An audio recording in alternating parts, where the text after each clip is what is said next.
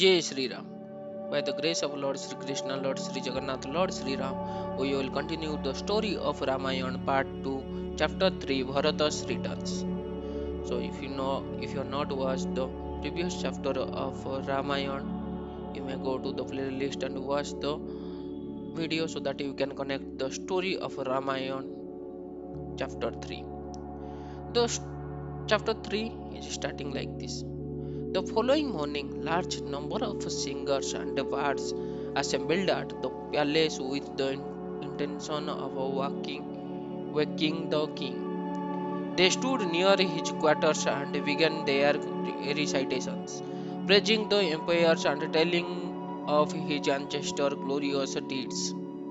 Holy Brahmins chanted sacred text while expert musicians played on various instruments. Those chants and songs mixed with the singing of birds on the palace trees and created an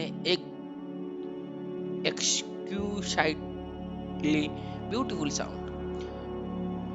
The palace attendants, unaware of the king's dismiss, gathered together the items required for his morning ablutions. Gold pots filled with scented water, along with many soaps and unguents were fetched.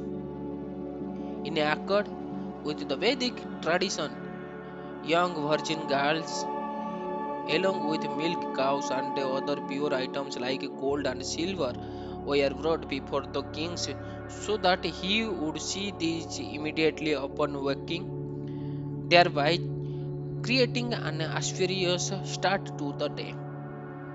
When when everything was made ready just before sunrise, the royal ladies went into the king's chamber to wake him.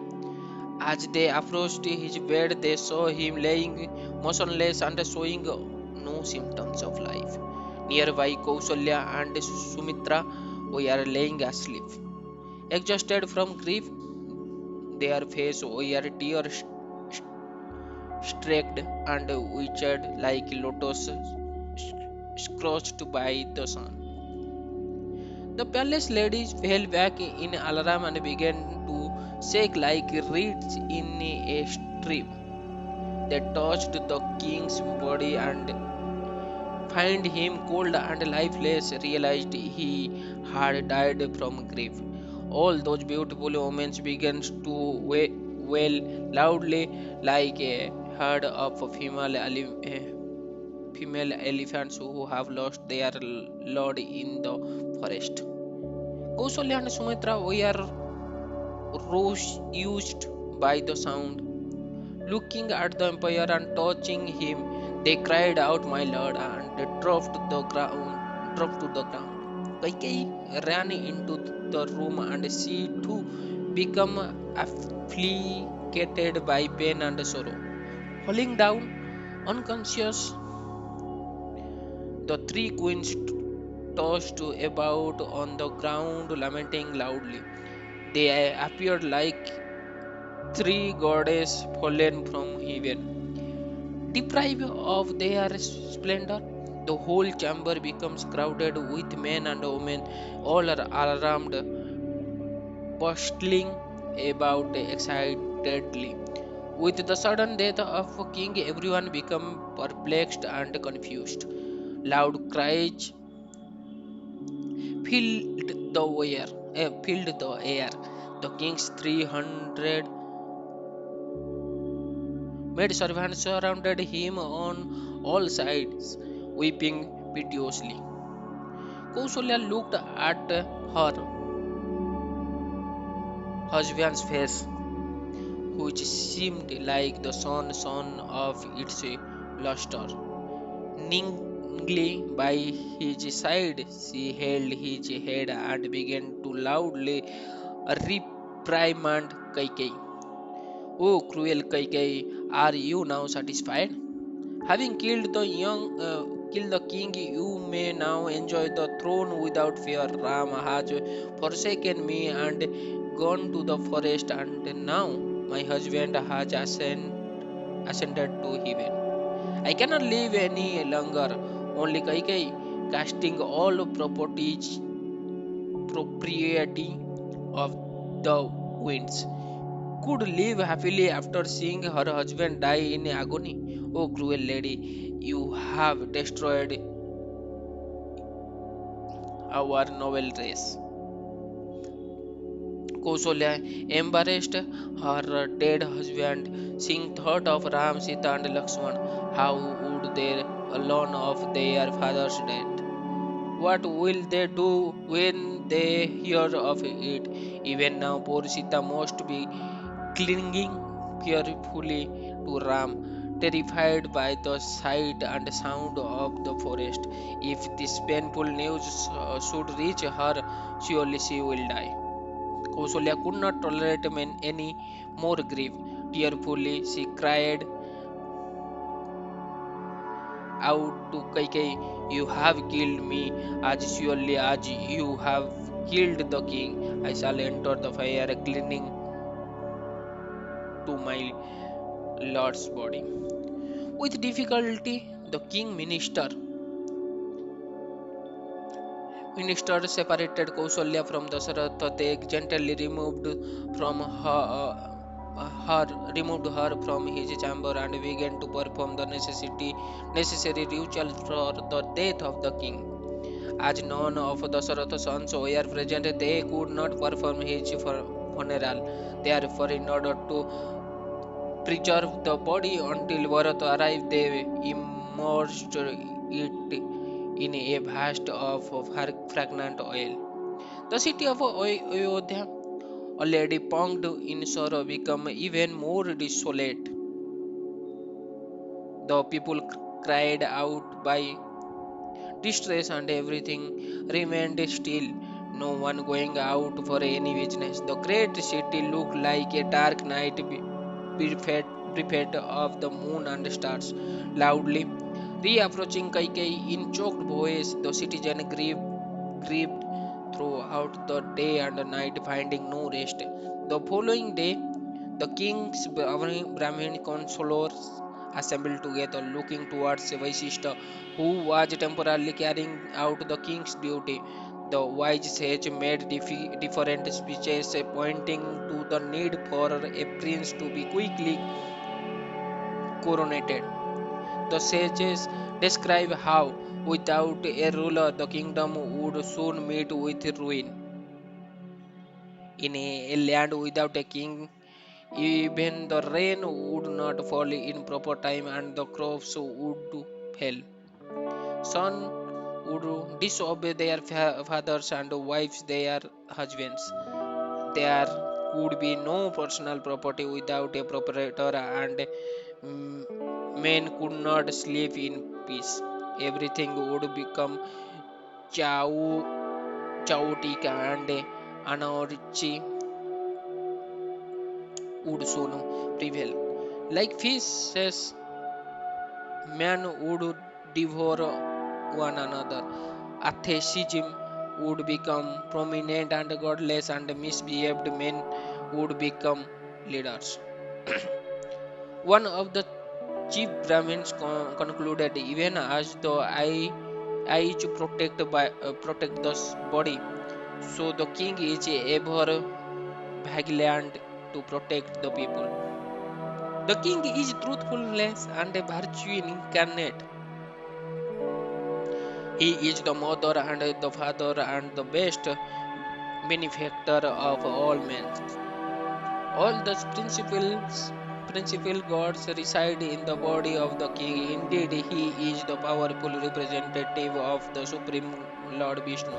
Therefore, O Vaishishta, have Bharata and Shatrugna brought home. Quickly crown a qualified man as king.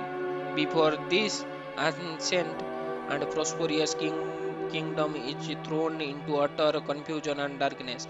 When the Brahmin sages had finished speaking, they sat awaiting Vaishishthya's opinion. Vaishishthya looked around the assembly and replied, "We should immediately send a swift messenger to the Kaikeya capital, Girivarcha. Since the empire has bestowed this kingdom upon Bharata, he must be brought here as quickly as possible and installed as king. No other course of action can be considered." Vaishishta wanted Bharata to be brought home before the news of his father's death and Rama's exile reached him. Bharata should be informed of the heartbreaking news while surrounded by his intimate family. Vaishishta said to the messenger, "Tell the prince that all is well, but that he is required for some urgent business. Take with you excellent gifts for the Kaikeya king and leave at once." Messenger mounted upon the best of the king's horses, which were capable of covering hundreds of miles of a day, and sped westwards towards Giribharja. They took the shortest possible route at times leaving the road and traversing often countryside and woods. They crossed the Malini River, which flowed between the Opora, Tala, and Prolomba mountains, and also the Gangas were inflowed through Hastinapura. Moving quickly through the Panchala and Kurunjangala province, the messengers reached the Saradanda river at the end of the second day. After crossing that river, they entered the city of Kulinga. Kulinga, hardly pursuing for a moment, loping together they passed through the city and soon crossed the Iksomati river. Then the Bis and Salmali rivers. Finally, they arrived at the Kekeya district at the end of the third day. With their horses all but exhausted, they entered the city of Girivarja and went straight, straight towards the king's palace just as dawn approached. In his palace, Bharata had just risen and was feeling disturbed. He had awoken from a dream filled with inauspicious omens. He sat alone, sunk in thought. Some of his friends approached him and inquired why he looked so sad. Bharata replied, In a dream, I saw my father looking dejected, falling from the peak of the mountain into a filthy pool. He seemed to be laughing and he swam around in that pool. I then saw the ocean dry, the moon fallen upon the earth, and the entire world assailed by demons. My brother, dressed in black, wearing a crimson garland and smeared with red sandal paste, got off in a chariot drawn by donkeys and rode southwards. Bharata knew the signs of omen and dreams. He understood that each version clearly indicated his father's death, or perhaps the death of one of his brothers. Signing heavily, the prince continued, "My throat feels pricked and I am grieved by anxiety. Suddenly, I hate myself for no reason. Surely some great calamity is imminent." As Bharata spoke, a messenger entered his room to announce the arrival of envoy from Ayodhya. They become they came before Bharata and bowed low, touching his feet and saying, "We have been sent by the sage Vaishishta. He sends word that all is well, but He required your immediate presence in Ayodhya for some urgent business. On behalf of Dasaratha, the envoys presented their gift to the Kekeya king and his son. The messengers were feeling fatigued from their journey, so Bharata had them seated and served with the best food and drink. He tried to find out from them the exact nature of a business for which Vaishishta was summoning him. Thinking of his dream, he asked about his father and other dear relatives.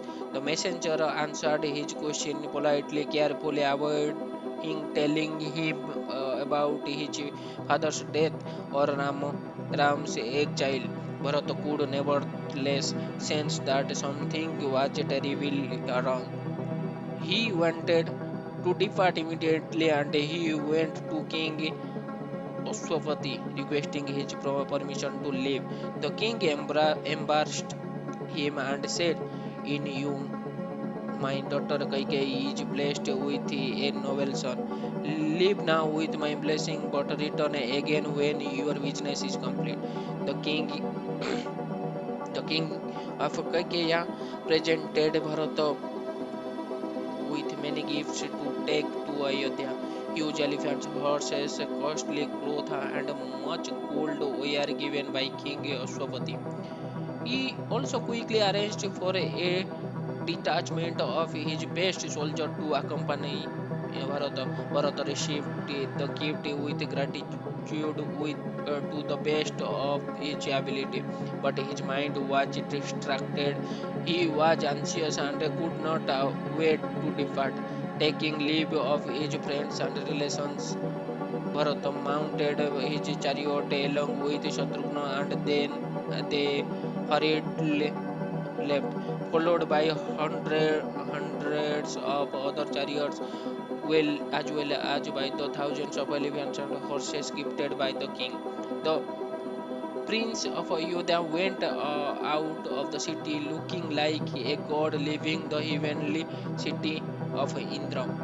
For 7 days, Bharata and his party traveled to Ayodhya. The prince longed to race ahead, taking the shorter route through the woods as did the messenger from Ayodhya. But he was hampered by his large retinue. They went along the established roads and passed through many villages and towns, but they did not stop anywhere. Bharata's mind was filled with apprehension. What could possibly be wrong, especially in the presence of Rama and Lakshmana? Had their father died? Was some powerful enemy besieging the city? Perhaps it was simply that his father wished to install Ram as the king, but why had the messengers not told him? As the party reached the territory of Kosala, Bharata urged on the charioteer. His charioteer went quickly ahead, leaving the army headed by Shatrughna to follow slowly behind. As soon arrived at Ayodhya, looking at the city from a distance, Bharata said to his charioteer, "Something is surely amiss in his great and glorious city. I do not hear the usual clamor of women, nor the sound of a sacred recitation made by throngs of Brahmins as they perform sacrifice. Even the animals are silent. No one is moving about on the roads, and no one has come out to greet me." As they passed along the main road into the city, Bharata becomes even more concerned. Where the young couples who would always sports romantically in the gardens lining the road? The tree in those deserted gardens with their leaves falling all around seemed to Bharata to be weeping. As he rode quickly into the city, he saw various ill-omened crows and vultures cried on all sides. The sun was evolved by dark. clouds, and a chill wind blew, rising of clouds of dust and leaves. Bharata reached the city's western gate. The guard gladdened to see him, welcomed him with loud shout. The prince moved on after politely greeting and sendari's. He was tried and his mind was dejected and distributed. He spoke again to his charioteers. Why have I been suddenly brought here, O noble one? I wonder what terrible calamity has occurred. Even without any apparent cause, my heart is sinking and my mind is consumed of fear. The prince looked around all the chariot sped towards the Dasaratha palace. He saw signs which seemed to him to indicate indicating the king's death. House houses were unswept, dirty looking and bereft of splendor. Their doors were standing wide open. There was no smoke from sacrificial fire rising up, nor the usual sweet aroma of aloe and sandalwood drifting from the mansions along the road. Men and women were standing here and there, wearing soiled clothes and looking pale and emaciated, as if they had no eaten for days. Bharata looked at the closed shop fronts and abandoned marketplaces, the temple with their dusty courtyards, and the deities without praise dresses or garlands. Everything seemed desolate, filled with sorrow to see the unprecedented state of his beloved city. The prince arrived at Dasaratha's palace. Bharata went quickly into his father's rooms and was alarmed to find the king not present. Everyone looked down to avert his gaze. The palace ladies were weeping, and a sorrowful silence had replaced the normal sound of drums, lutes, and Vedic recitation. Bharata felt his stomach sink and his limbs seemed to dissolve. Too afraid to ask about his father from the people present, he ran to his mother's apartments. As he entered, Kaikeyi sprang up from her golden seat. Bharata bowed and touched his mother's feet, and she embarrassed him. It had been a long time since she had seen him holding her son and sitting him on her lap. Kaikei inquired, how was your journey, my son? You must be tired. Are your grandfather and uncle both well? Have you fared well yourself while living in their kingdom? I have missed you here. After hearing her enduring question, Bharata told her everything about himself, still filled with apprehension. He asked, how is it that I do not see the king seated here with you? Where indeed is my viewers father? Why do I find everyone looking disconsolate and not speaking? I long to clap my father's feet. Tell me, gentle mother, is he just now in Kausalya apartments? Possessed by greed for the kingdom, Kaikeyi began to tell her son the terrible news as if it were agreeable and pleasant. Your high-souled and glorious father, who was always the shelter of all living beings, had attained the state of the god. This is this kingdom is now yours. Bharata looked at his mother's in disbelief. He fell to his knees, crying out, alas, I am ruined. He struck his arm on the floor. His worst fear was confirmed. With his mind confused and agitated, Bharata lamented. This golden coach would always appear beautiful, big, being abandoned with the king's presence. Now it appears dark and lustreless like the night sky without of the moon. Oh, where is my noble father?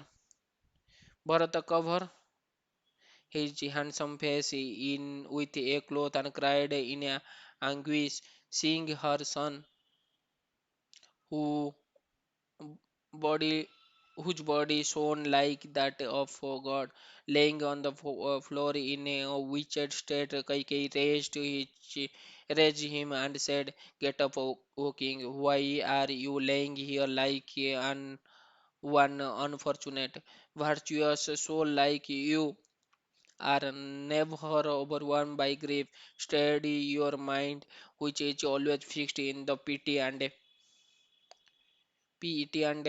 knows the truth. This wide earth now awaits your rule, O sinless one."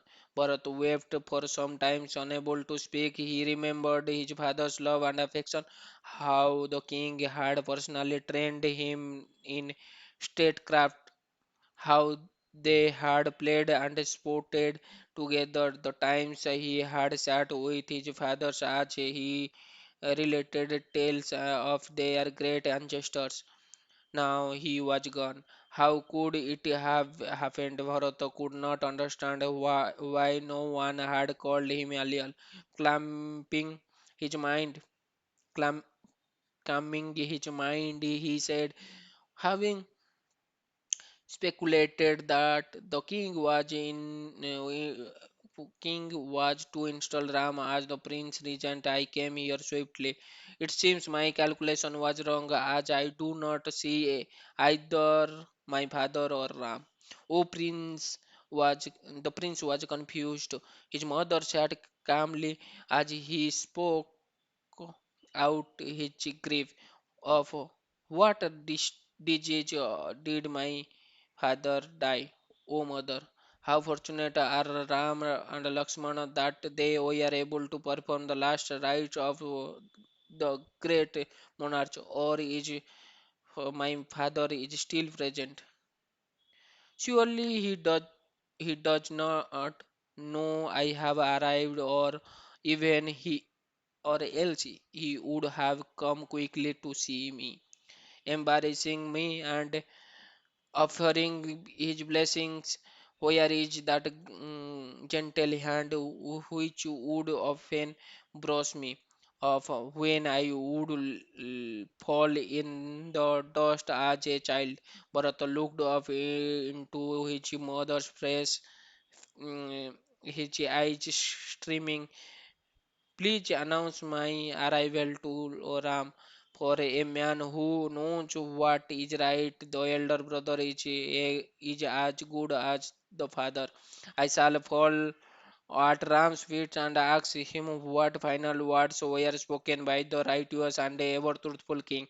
I wish to hear my father's last kind message to me.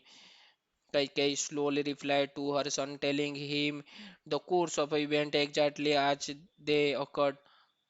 The glorious king, the best among the wise, departed from his world, from this world, calling out, "O Rama, O Sita, O Lakshman." Bound by the law of time, even as a powerful elephant in bound by ropes, the king submitted to death, saying, "Only those men who will see Ram return with Sita and Lakshman will have their desire fulfilled and be happy."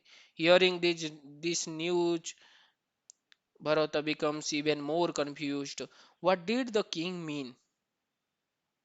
Where, where his brother and Sita? He asked his mother. Kaikeyi begins to relate how they had left for the forest, speaking as if it were something Bharata would be pleased to hear.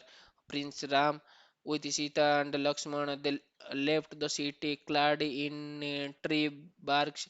They have gone to a distant forest and will remain there for 14 years. Bharata was shocked. How could it be true? Surely Ram could not have been exiled.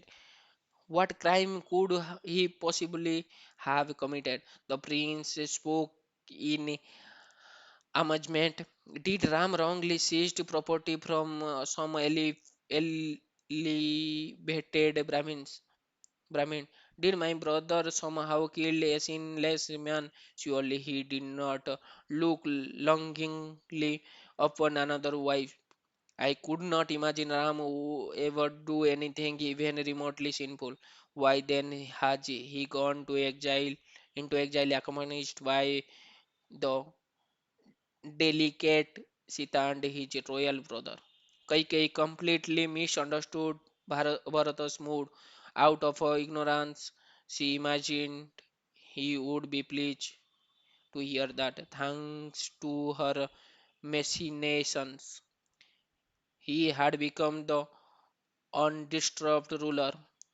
She smiled as she spoke to her son.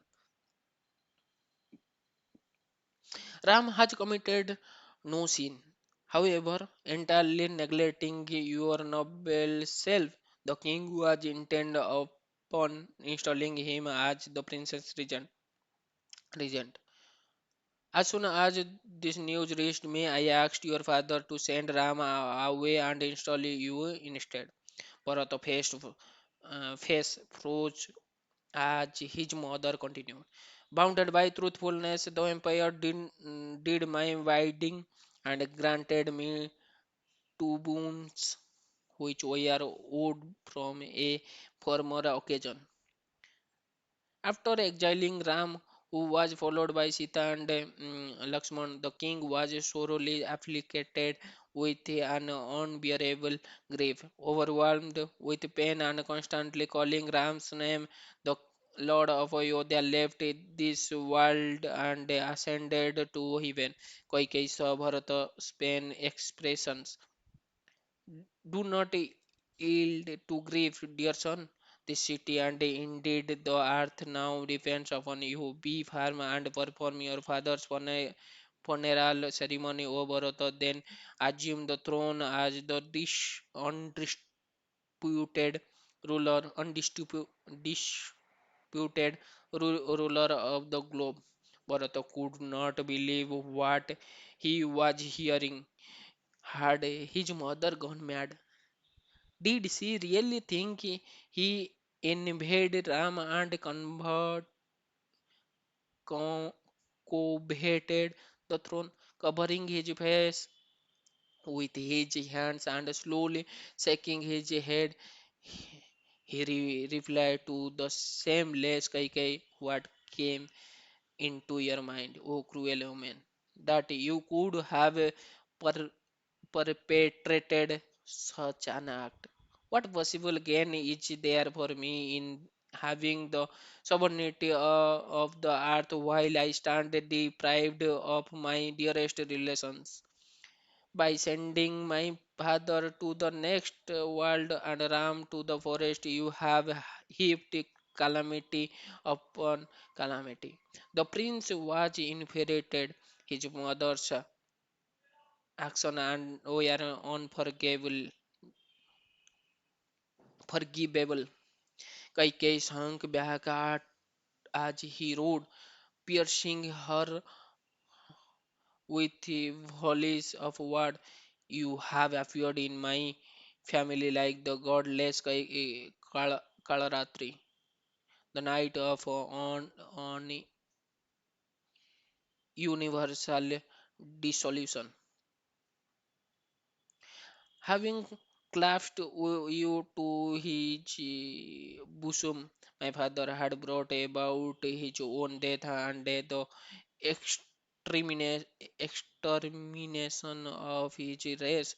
O, o man, who sees evil where there is none.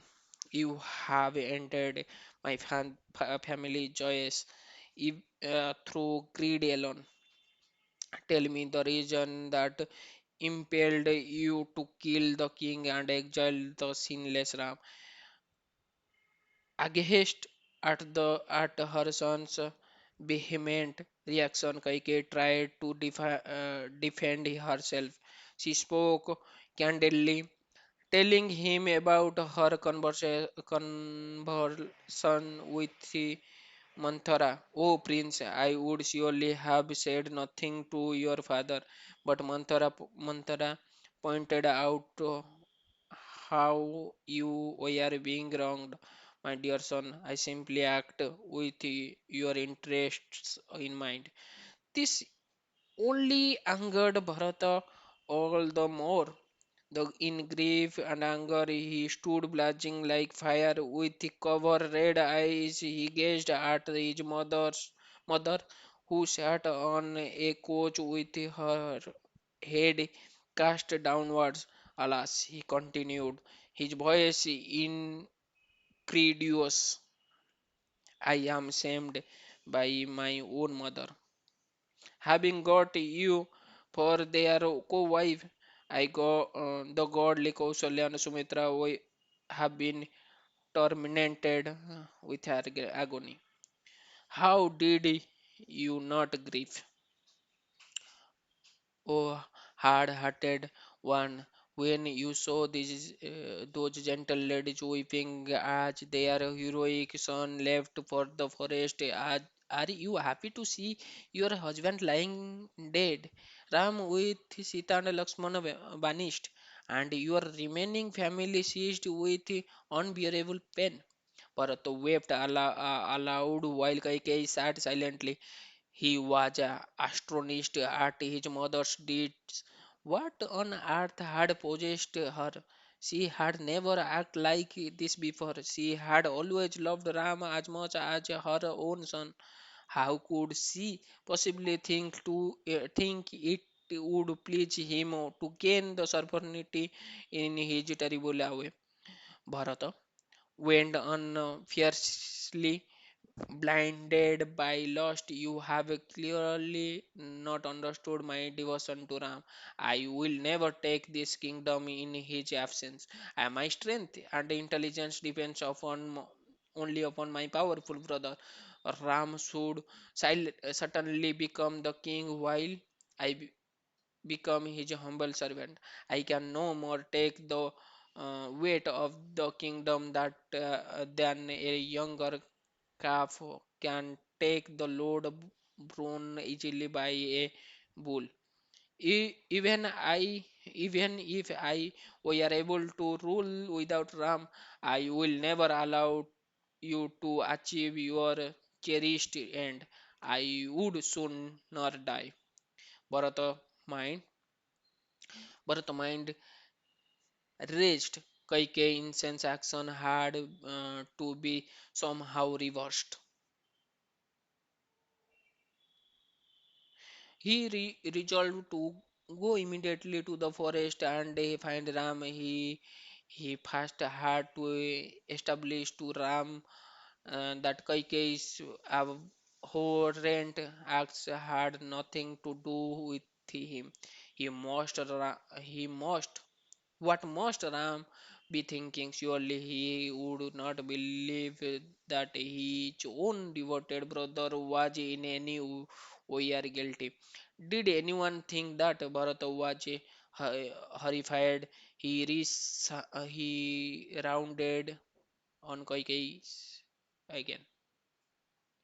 I cannot stand by and watch the path of morality abandoned as a result of your sinful desires. The eternal moral code prescribed that the king's eldest son, should inherit the throne, especially when that son is most highly qualified and beloved of all the people. I shall doubtlessly bring back Ram from the forest, O evil minded one. You will never see me installed as the king. Bharata continued to reapproach his mother with sharp words. Kaikeyi remained silent, her mind bewildered. Bharata's reaction was quite unexpected and she did not know how to reply. Bharata shook his hand. Since you have committed a hideous sin, you shall surely reside in hell. There you shall will endlessly with with none of your desire objects attained. Do not say anything to me, evil lady. I hereby desert you. You are neither my mother nor the empire's wife. Without doubt, you are a wicked Rakshasi who entered my family in the guise of a relation. Bharata hissed like an enraged serpent. Immediately, remedial action was required. He would bring Ram back and then take his palace to um, take his place in the forest to fulfill his vow. How could how could he possibly remain in Ayodhya among the grieving citizens while Ram sat in some lonely wilderness? The prince pointed angrily at his mother as he went on. For you, for your part, cruel woman, you you had best either enter fire, swallow poison, or go yourself to the forest. There is no other course left for you to free yourself from the sin of your sinful deed. I myself shall be freed of this sin only when Ram has been brought back and installed upon the throne. Bharata fell to the floor among almost senseless with grief, with his garments in the dish scary and his jewelers tossed about. The prince looked like a banner raised in honor of Indra suddenly dropped down again. While Bharata lay absorbed in sorrow, Dasharatha minister, having heard the common commotion in Kaikeyi rooms, gathered around. After some time, Bharata regained his senses and saw the minister surrounding him. Rising up quickly, the prince again rebuked his mother, who sat miserable, her eyes full of tears. Bharata turned towards the king's advisor and said in a loud voice, "At no time did this sinful woman consult with me concerning Ram exile. I have never covered the kingdom. Indeed, I knew nothing of the intended installation of Ram. I was far away from Ayodhya. Only today I have learned all the fact from my mother, whom I utterly rejected." Kausalya, whose rooms were nearby, heard Bharata's voice. She got up, desiring to speak to the prince. Bharata was also thinking of Kausalya. He ran out of Kaikeyi's apartment, accompanied by Shatrugna. As they went towards Kausalya, they saw her in passageway. She was dressed in white silk and appeared pale and emaciated. Her body was trembling and she seemed distract, distracted. As she saw the true princess approaching, she cried out and collapsed the floor. Bharata Shatrugna quickly lifted her up and she embarrassed the brothers, mm, who were both weeping. The distraught queen said to Bharata, "You men know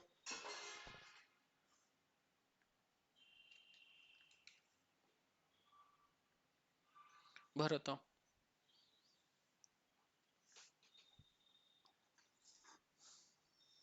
You may now enjoy the kingdom stripped of all its enemies. Surely you hankered for the sovereignty, and now your mother has fully secured it you up for you. The cruel Koikei has sent away my son as an ascetic. She should now send me away as well.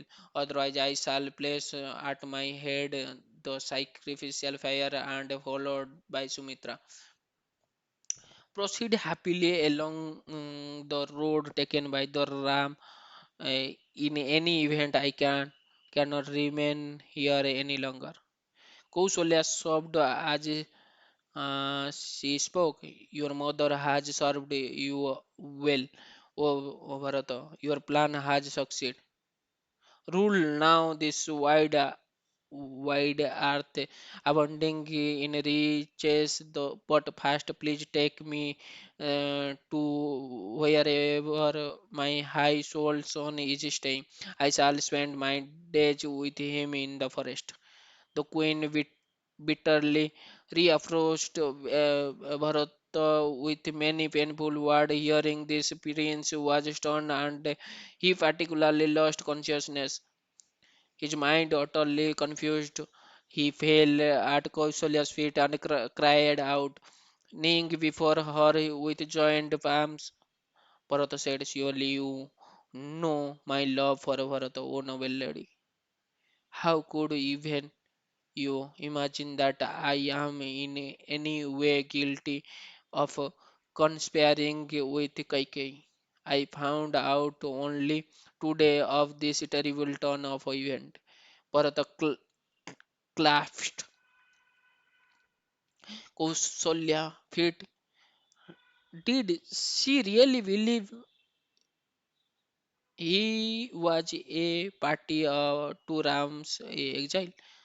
The prince spoke from his heart. Let the men who agreed to Ram's exile reap the sins that followed every kind of wicked act commended in the scriptures. Let him roam about this world like a madman, clad in rage and begging for his food. Let him never take delight in pity and truth. Let all his wealth be looted by robbers. Let him fall victim to every kind of disease. Let him never attain the higher regions inhabited by the gods. Indeed, let let that merciless and evil man fall down to the darkest hell and remain there forever. The prince expressed his anger to Kausalya, pleading his innocence by making numerous difficult oaths. He was mortified to think that anyone could imagine him in any way inimical to Ram. The queen was reassured by Bharata's word. She had spoken only out of her own anguish. In her heart, she knew the prince was innocent. Gently stroking his head, she said, my agony is aggravated by your pain. Dear son, surely you are free of all sins. Your mind has not deviated from righteousness, and you are true to your word. You will doubtlessly reach the realms of the virtuous, my child. As Kausalya and Bharata spoke together, remembering Rama and the king, they both fell to the floor, overpowered by grief. The, the palace attendants then helped them to their rooms, where they where they lay in a peaceful sleep. This is how the situation is happened after uh, Bharata returned to the palace. the city of Ayodhya. This incident has happened. Hope you got some information of Ramayan in this chapter. If you like this video, please like this video, comment, share, and subscribe the channel. Thank you. Jai Jagannath.